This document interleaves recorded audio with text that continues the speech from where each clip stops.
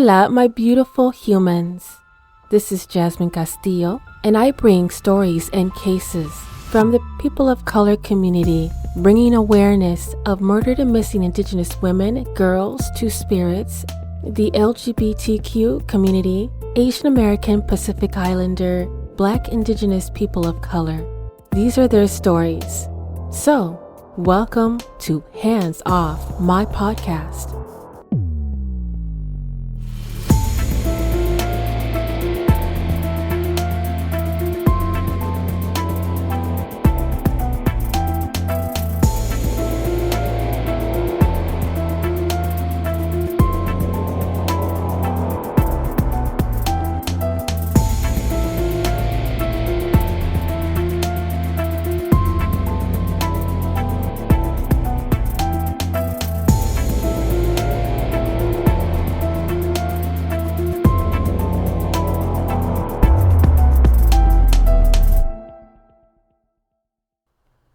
The Nguyen family was last seen on April 19, 2002, the day after they left home, when a police officer stopped Stephanie in her car, a green 1997 Nissan Pathfinder, near a boat ramp at the Ohio River.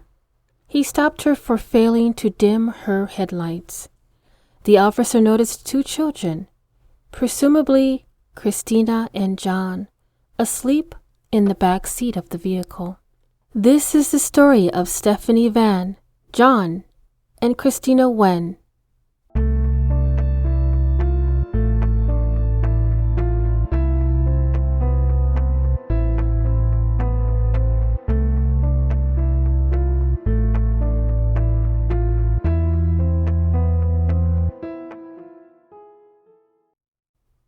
Stephanie was born in Vietnam and moved to the United States with her family as a teenager. A few fun facts about Vietnam and culture. Vietnam is actually considered the world's leading exporter of cashews and black pepper, and Vietnam is the world's second largest coffee exporter.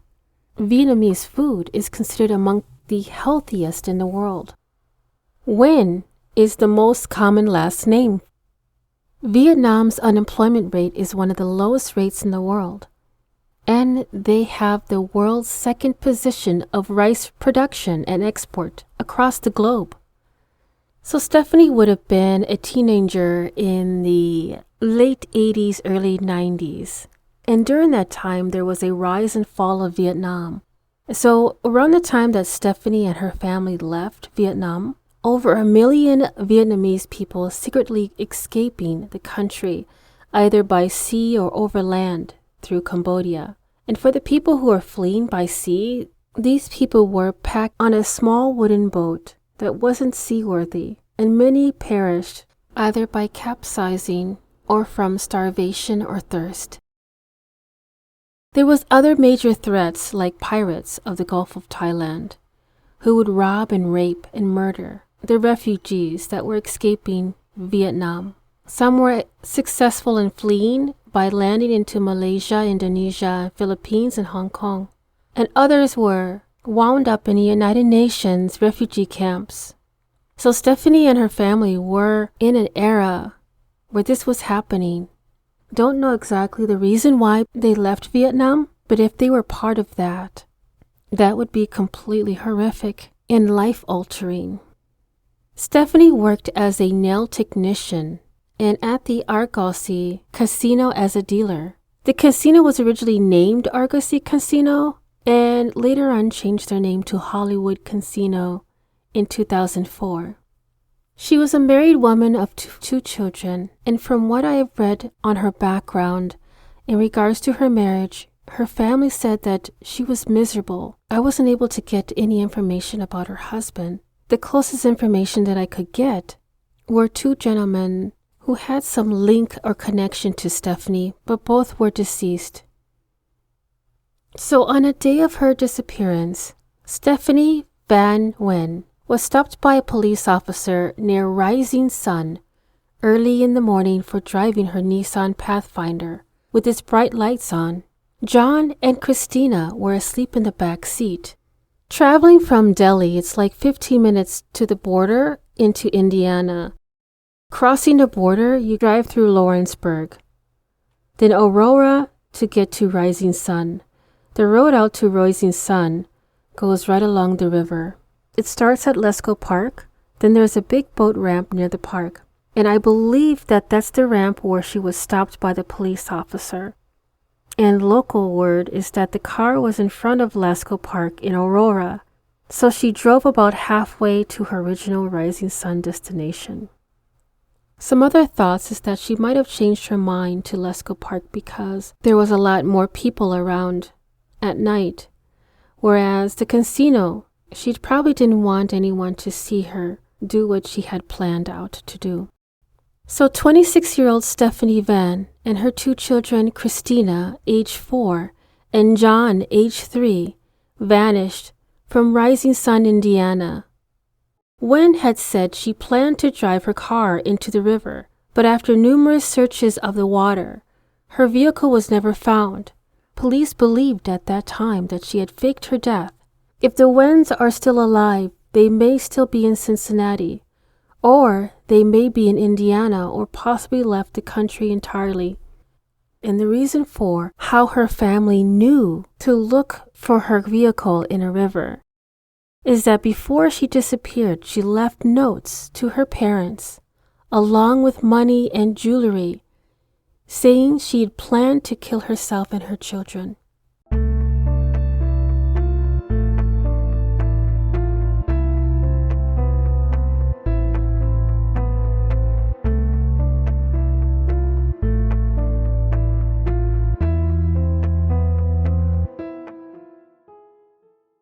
And because May is Mental Health Awareness, I wanted to emphasize and provide information.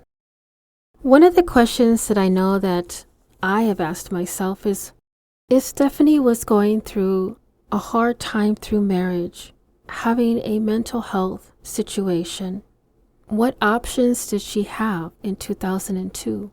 And what was available in Indiana? So based on the National Alliance for Mentally Ill, which is NAMI, in October of 2002, they officially launched their campaign for the Mind of America, which was a multi-year effort to promote investment in recovery and prevent the abandonment of yet another generation of Americans with mental illnesses to neglect and hopelessness. So let's backtrack. Many people with mental illnesses were deinstitutionalized in the 1970s, and the federal and state governments broke promises to provide community treatment and supports. So in 2002 of November, President Bush released an interim report on the first step to define critical problems of national medical health care system, and confirms that the fact that 3 decades of broken promises, the system is worse than many people have ever imagined. No one is immune. 1 out of 5 Americans will experience a mental illness, but no more than a third get the treatment they need. The cost to society of untreated mental illnesses is more than $100 billion a year. The nation experiences 30,000 suicides each year, more than the number of homicides, with suicide also being the 3rd leading cause of death among teenagers and young adults. So this Mental Health Awareness Month, which is also the Asian American and Pacific Islander Heritage Month, the Department of Health and Human Services, HHS, through the Substance Abuse and Mental Health Services Administration, SAMHSA, just announced that nearly $3.5 million 5-year grant opportunity was developed, advancing behavioral health for Asian American, Native Hawaiian, and Pacific Islander communities while reducing behavioral health-related disparities. And with this grant, they will be promoting culturally and linguistically appropriate behavioral health information and provide training, technical assistance, and consultations to practitioners, educators, and community organizations. And they join with other centers of excellence like the African American Behavioral Health Center of Excellence and the LGBTQI+ Behavioral Health Equity Center of Excellence. If anyone is seeking treatment for mental health or substance use issues, they should call SAMHSA National Helpline at 800-662-HELP, 800-662-4357, or should visit findtreatment.samhsa.gov. All this information will be in the show notes.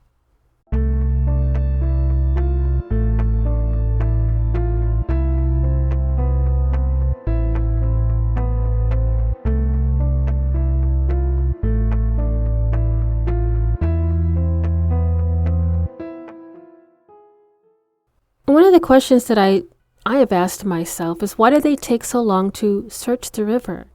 Diving in the Ohio River is not an easy thing. It's deep, it's wide, and the current is strong. There's often a lot of debris and mud, and the Ohio River is really polluted. And even if it wasn't, it has a mud bottom. Finding something just by diving is extremely difficult. A little information about the Ohio River. The Ohio River is about 981 miles long, starting at the confluence of Allegheny and Monongahela rivers in Pittsburgh, Pennsylvania, and ending in Cairo, Illinois, where it flows into the Mississippi River. The Ohio River flows through or borders 6 states: Illinois, Indiana, Kentucky, Ohio, Pennsylvania, and West Virginia. The Ohio River is a source of drinking water for more than 5 million people.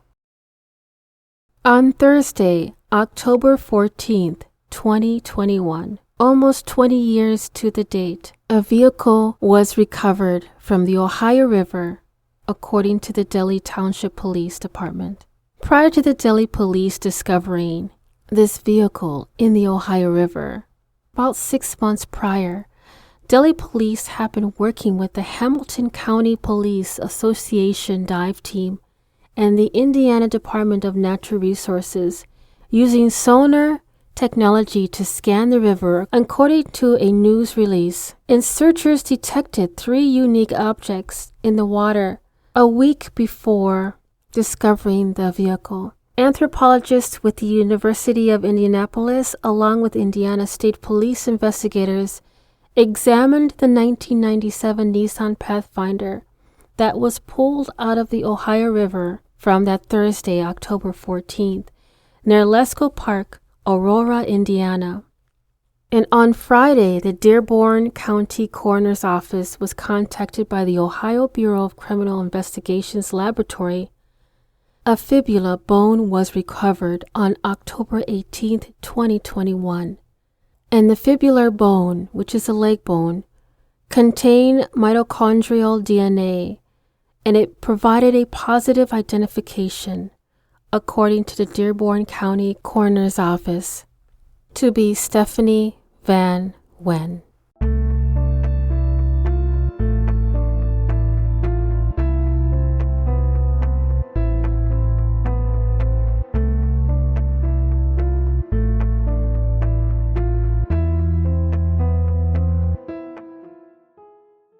Since no other remains were located within the vehicle, her children, Kristina and John, are still considered open missing persons unless their remains are located or the family files to the court to have them declared legally deceased.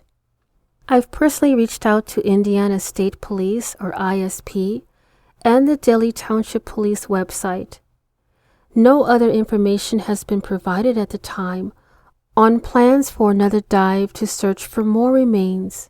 I wanted to provide a special thanks to Officer Heather Taylor and her team. Officer Taylor was the person who opened up the cold case in March of 2021.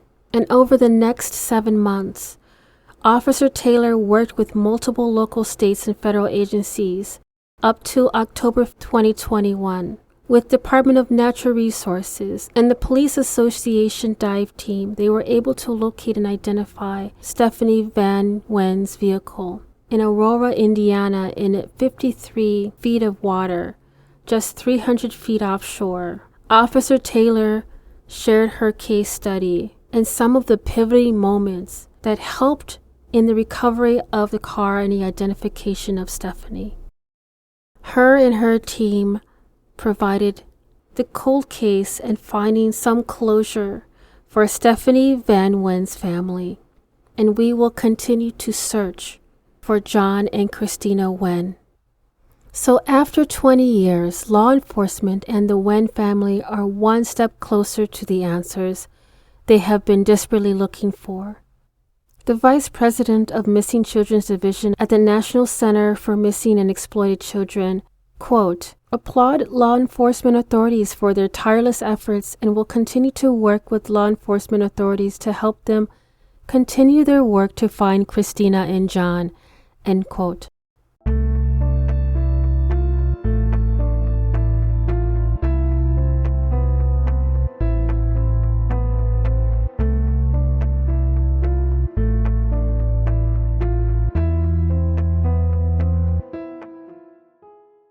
So here is the current information that stands for John Nguyen and Kristina Nguyen.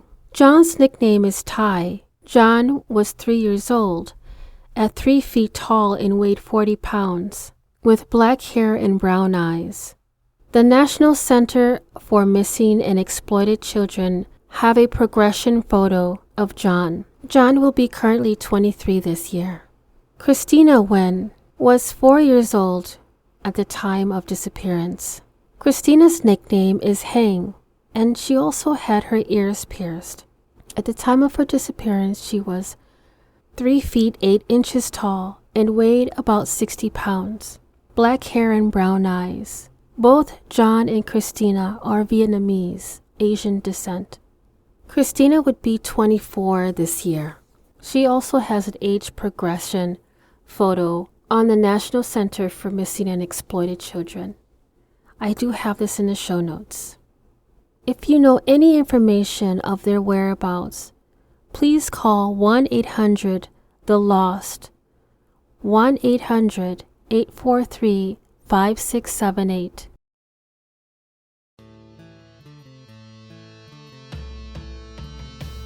Thank you for listening to Hands Off My Podcast. If you are enjoying the podcast and you'd like to support the mission, I do have a Patreon membership that will help the cause and bring more detail on cases and stories from the people of color community. If you yourself has a lost loved one or a story suggestion, please don't hesitate to contact me at email handsoffmypodcast@gmail.com. And if you are only able to support in another way, please give this podcast a 5-star rating on Apple or Spotify and continue to listen to upcoming episodes every Thursday, wherever you listen to your podcast. Dios te bendiga.